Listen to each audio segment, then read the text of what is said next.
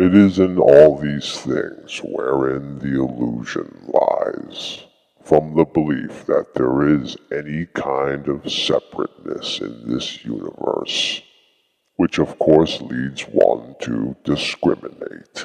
Just by discriminating, one is in illusion. And yes, discriminations are made, and it is a necessary part of the process, but you have to move beyond discrimination. One man might perceive things and say, "This proves I exist."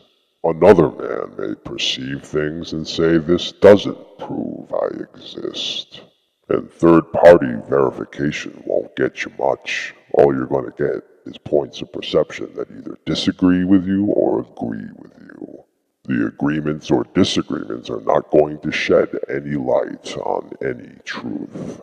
All you have are concepts that are in agreement or concepts that are in disagreement. And yet there's nothing to agree or disagree about. Both are right and both are wrong at the same time.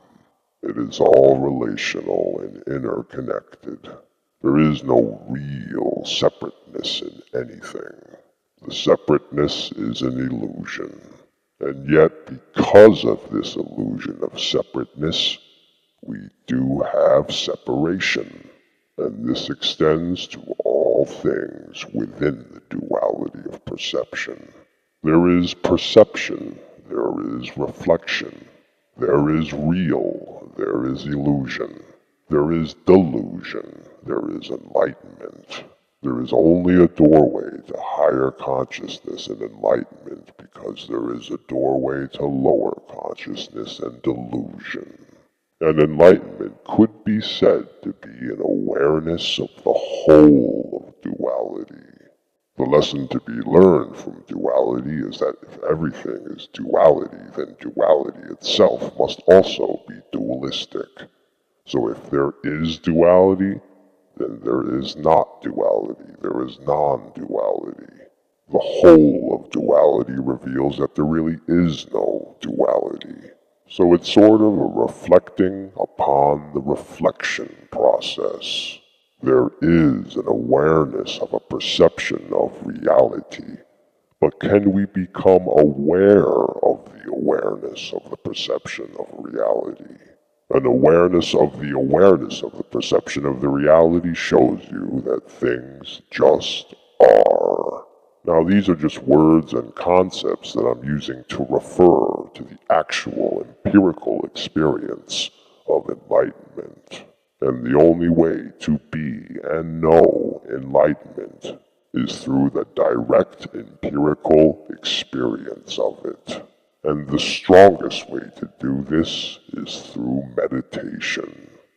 Now you want the truth of enlightenment proved to you externally before you're even willing to give it a look. And you claim that all the evidence is in your corner. But there is nothing in this external evidence that can prove the validity of itself. And the evidence is only evidence because there is an awareness of it. Now you've asked for proof of this total awareness, but that cannot be done because the ways of consciousness cannot be proved externally. Knowledge, wisdom, higher consciousness, total awareness, enlightenment cannot be handed to one on a silver platter. If only it were that simple. So there's no two ways around it. You must do it for yourself. And hey, if you are not motivated to do so, if you are not inclined to do so, if you say you've tried it and you don't find it to be true, then you know what? That's just fine. Because Buddhism, Eastern philosophy, we're not trying to convert anybody.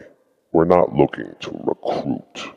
We're not looking for those who would blindly adhere to teachings.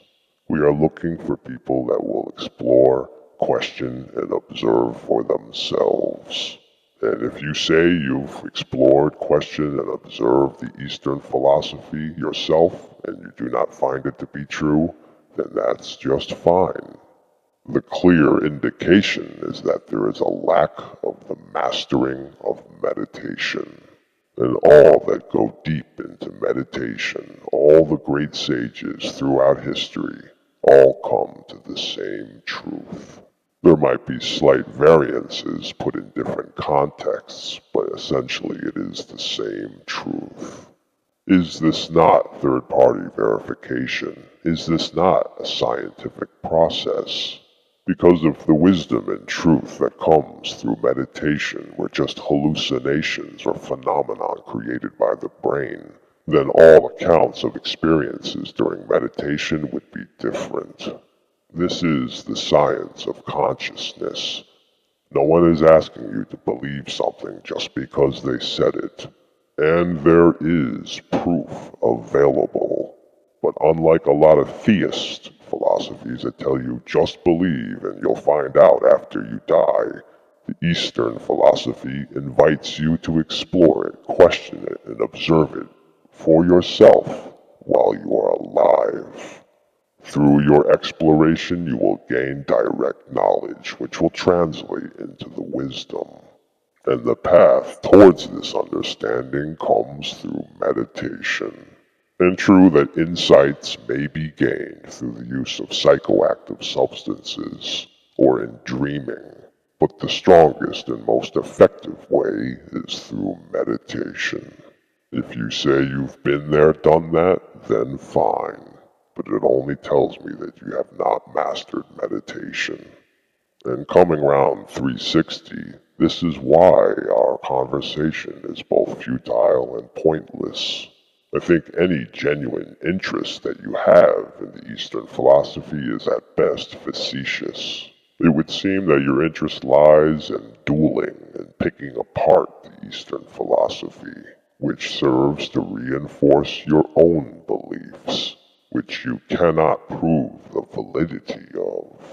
So you have a very strong attachment to your beliefs, and all of your beliefs are just concepts, the very things that you say we must be without to have a fidelity to the truth of reality. So there really is nothing to say, because you have your beliefs. But if you want to match them up, and fight other philosophies and pick them apart with your philosophy, you're better off sticking to the theist philosophy, because the theist philosophies offer absolutely no proof. There is not only no external proof, which you demand so highly, but there is also no internal truth either. But with the Eastern philosophy, which deals primarily with consciousness, there is proof, but it can only be found within you, and you yourself have to do all the work. If you won't investigate the proof for yourself, or claim that you have investigated it but found it not to be true, then that's just fine. But it is a clear indication that you either didn't try hard enough or gave up. So there is nothing that I can say to you that will describe higher consciousness, other than it is a step back from everything we know. You can definitely know it, but that's it. All these other things that you mentioned, touching it, going there, experiencing, thinking, communicating, using or not using the senses, dreaming, moving physical substance, taking our physical body there, being like a ghost, picking up things. All of these things do not apply. These are all the things that apply to within the borders. This is a step outside of the borders. And this can be known, but only you can know it. The only way that truth and knowledge will translate. You've asked what are the benefits of enlightenment, higher consciousness. You said you don't see any goal. Make the goal meditation. This is the only way you can verify, measure, or know it. Unfortunately, it cannot be shared. You cannot break off a piece of it and hand it to another. You can only help guide people to experience it for themselves. And if you say, well, I'm not going to meditate because I think it's all hallucinations or things that are just thought up in the brain, then really there's nothing more to be said.